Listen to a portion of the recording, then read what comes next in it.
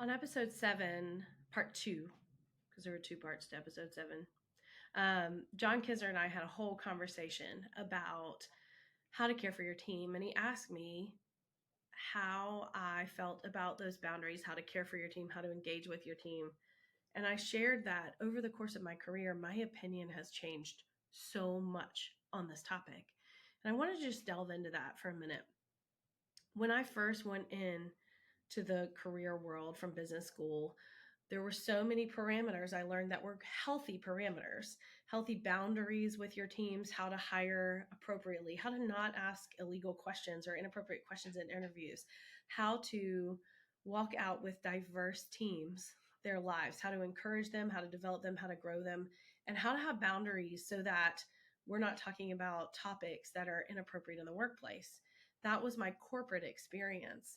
And leaving that experience to go into owning a couple of businesses, I learned over that season, I took that corporate experience and I was able to teach my team how to deal with people appropriately, how to engage with clients without being too unprofessional, too unpolished. I was able to set boundaries when it came to leading them. But what I was not able to do well was connect with them. And in a small business, a different format where I could set the terms, I didn't know I could.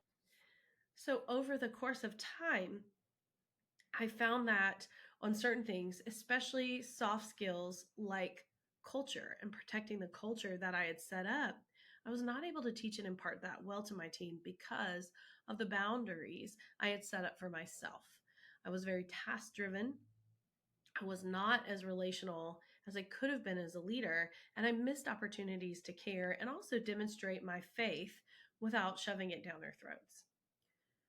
Fast forward to going into a ministry position. So, what that did teach me, though, was how to be soft, how to see people as they were, how to differentiate that this response or this performance issue is tied to a pain point that they're not able to differentiate from, and to meet them in those gaps and care for it.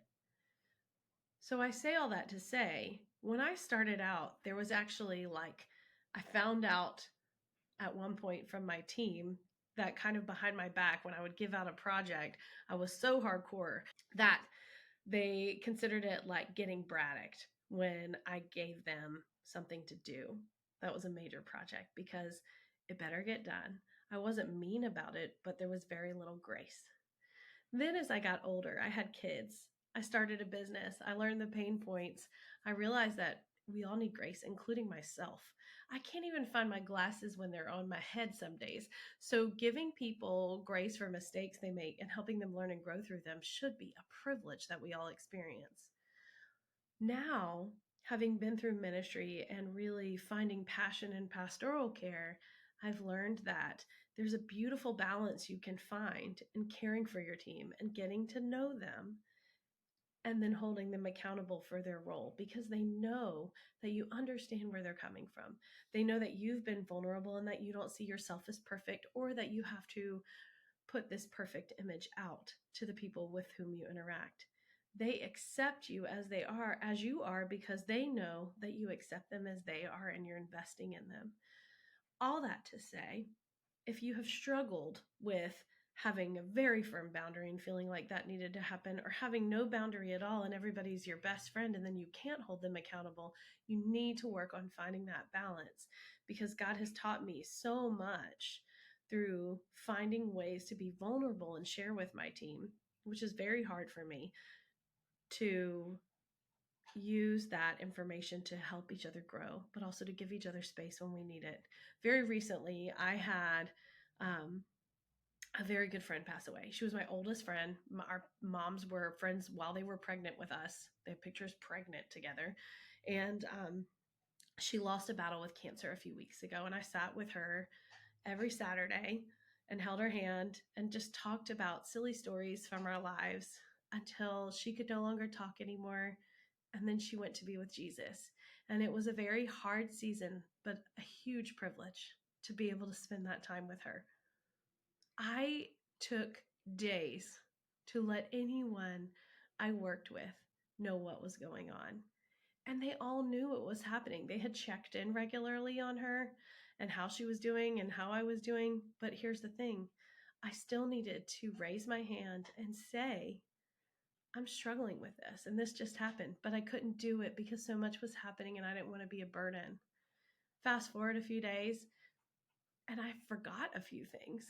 There were simple things I didn't even put on my to-do list. So I just simply slipped my mind until I got the follow-up.